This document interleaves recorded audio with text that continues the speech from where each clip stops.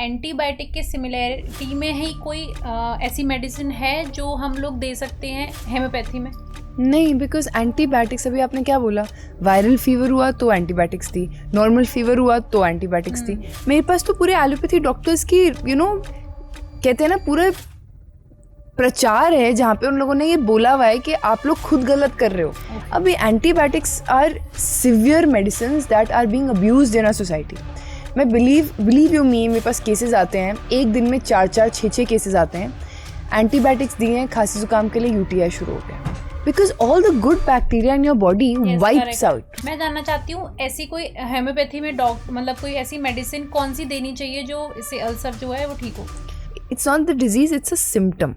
So my idea is to understand कि मैं जो दवाई दूंगी वो गट पे एक्ट करेगी सीधा, तो वो गट ठीक करेगा तो ये एप्थे भी ठीक हो जाएगा। It's very normal.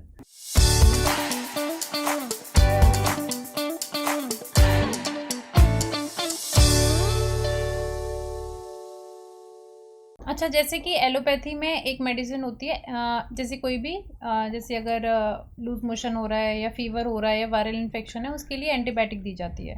एंटीबायोटिक के सिमिलरिटी में ही कोई ऐसी मेडिसिन है जो हम लोग दे सकते हैं हेम्योपैथी में? नहीं, बिकॉज एंटीबायोटिक्स, अभी आपने क्या बोला, वायरल फीवर हुआ तो एंटीबायोटिक्स थी, नॉर्मल फीवर हुआ तो एंटीबायोटिक्स थी। मेरे पास तो पूरे एलोपैथी डॉक्टर्स की कहते हैं ना, पूरा प्रचार है जहाँ पे उन लोगों ने ये बोला हुआ है कि आप लोग खुद गलत कर रहे हो, आप लोग खुद गलत प्रैक्टिस कर रहे हो। अभी आपने क्या बोला, वायरल फीवर में antibiotics, the worst thing ever. अभी जो सीजन में चल रहा है वो वायरल फीवर चल रहा है। ये एंटीबायोटिक्स का सीजन है ही नहीं, मतलब एंटीबायोटिक्स का बैक्टीरियल इन्फेक्शन है ही नहीं एयर में, इट्स वायरस, राइट? सबको पता है, एंड सब इम्यून है। कोई ना कोई बीमार पड़ रहा है, फिर ठीक हो रहा है, बीमार पड़ रहा है, ठीक हो रहा है, it's normal.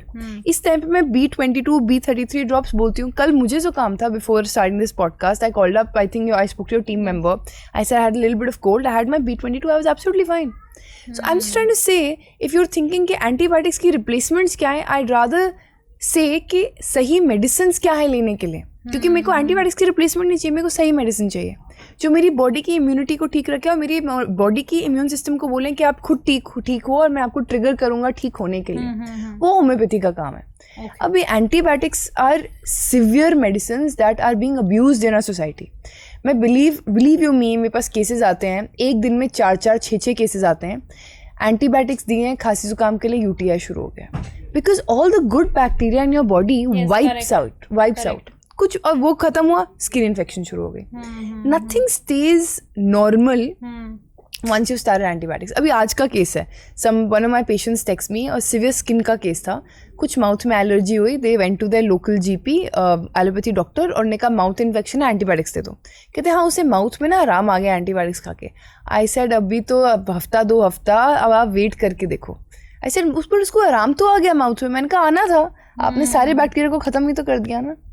There's a different way of treatment, and we must understand what might look like instant relief to you could give you a very long-term side effect. Exactly. So that.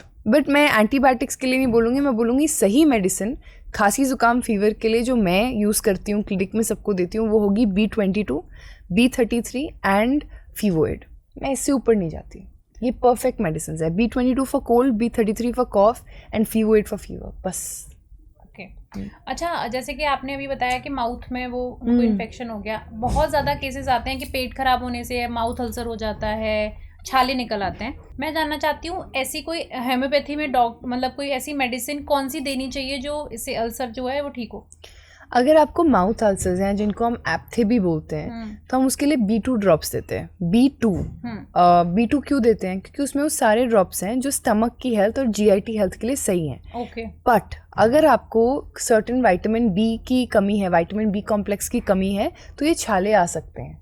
Plus अगर आपको constipation भी है, उस दिन diarrhoea भी हो रहा है, पेट खराब भी हो रहा है, तो आ सकता है। It's normal. It shows that your body is going through something. So it's a symptom. It's not the disease, it's a symptom. So my idea is to understand कि मैं जो दवाई दूंगी वो गट पे एक्ट करेगी सीधा, तो वो गट ठीक करेगा तो ये एप्थे भी ठीक हो जाएगा। It's very normal.